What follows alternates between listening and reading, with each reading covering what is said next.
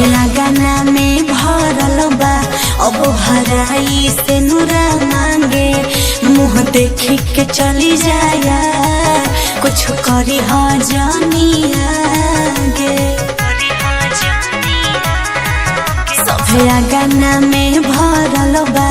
अब हराई से नुरा मांगे मुँह देखी के चली जाया कुछ करी हो जानिया गे लोहरावा ना हमारा से रुकाए चौकट के ओटे ओटे रौजन रे पगली मुहावा पता कहलो न जाए हो चौकट के ओटे ओटे रौजन रे पगली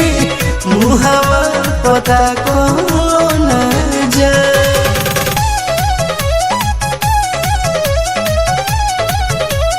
कालिका स्टूडियो आरा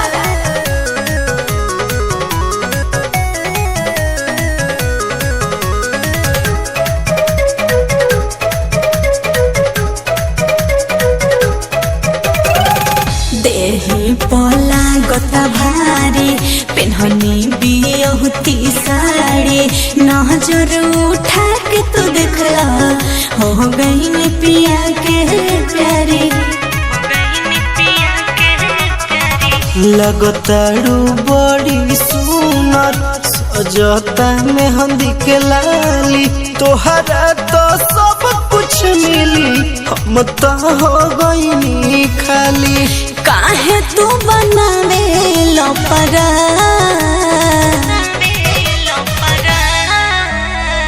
चौकट के ओटे ओटे रौजन रे पगली मुहावा पता कहलो न जाए हो चौकट के ओटे ओटे रौजन रे पगली मुहावा पता कहलो न जाए।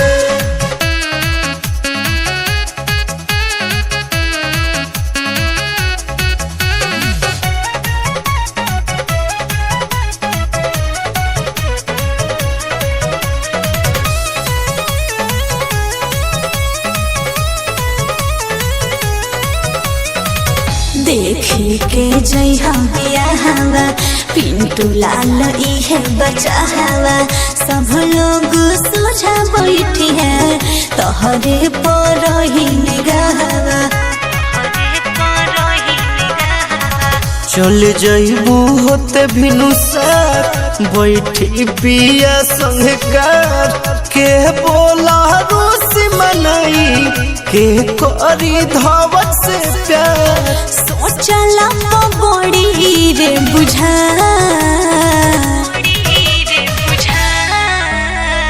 चौकट के ओटे ओटे रौजन रे पगली मुहावा पता कहलो न जाए हो चौकट के ओटे ओटे रौजन रे पगली मुहावा